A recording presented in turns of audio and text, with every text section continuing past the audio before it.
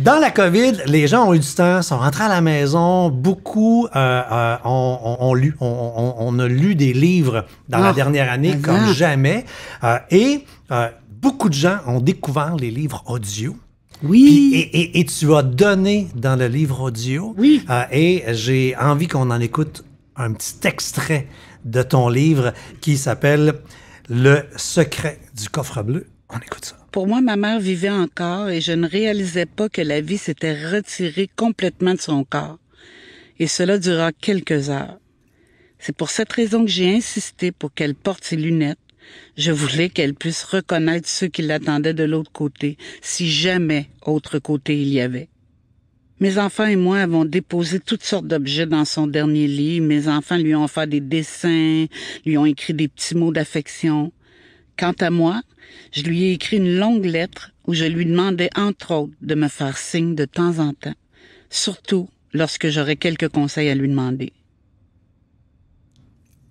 C'est une chose d'écrire, c'est autre chose de le dire. Ouais. Hein? Parce qu'il y a une part, d'abord, si on parle juste technique, c'est d'avoir l'air trop lu, sans émotion. Parce que moi, je dis pas cela dans la vie, là. C'est cela. Ça. Je fais ça, mais je peux pas non plus faire ça. Faut que je fasse cela. Fait que j'essaie de mettre de l'émotion dans le bon français quand même. Mais c'est quelque chose de l'entendre en texte. La première fois que je l'ai entendu en texte, c'est Monique Mercure qui m'a lu un extrait. Wow. J'ai pleuré, là. Puis j'ai fait, c'est moi qui ai écrit ça. Je capotais. Vas-tu voir ça à la TV ou dans un film un jour? Ça s'en vient. Ah oui! Mm-hmm. Parce que, puis là, on fera pas un balado, là-dessus, on pourrait faire 12 balados sur cette histoire-là, l'histoire du coffre, l'histoire de ta maman. Tu sais, quand on dit que la réalité dépasse la fiction, là, c'est fou, là. Puis regarde, allez acheter le livre, puis tapez-vous l'audio, vous allez comprendre. Mais on va le voir, c'est toi qui écris, qu'est-ce qui se passe? Ben, tout est en branle. OK. Pour qu'on le voit. Il reste les questions de budget, les questions de sous, parce que c'est quand même...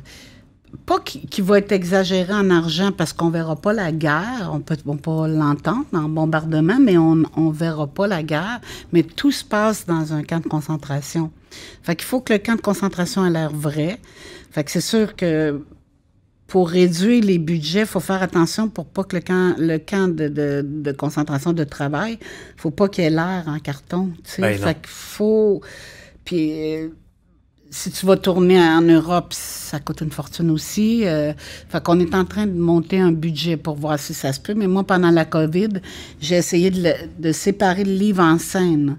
C'est-à-dire qu'il pourrait avoir facilement des scènes jetables pour pas que ça coûte trop cher. OK, si ça, c'est trop cher, on l'enlève. C'est ça. On va garder ça, l'essentiel est là. Exactement. Fait qu'on est rendu là. Oh, quand même! Oui.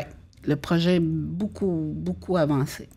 Puis, la biographie, c'est pour quand? La mienne? Ouais. Oh, mon Dieu! J'allais dire quand je me rappellerai plus des... Un livre blanc. Un livre blanc. Ouais. Ma vie. Un cahier de scrapbooking. Je me souviens en 82. Ah, et puis rien après. Ça s'en souvient. OK. Non, mais je sais pas. Puis c'est pas moi qui vais l'écrire, c'est sûr. Je vais la raconter à quelqu'un, mais c'est pas moi qui vais l'écrire.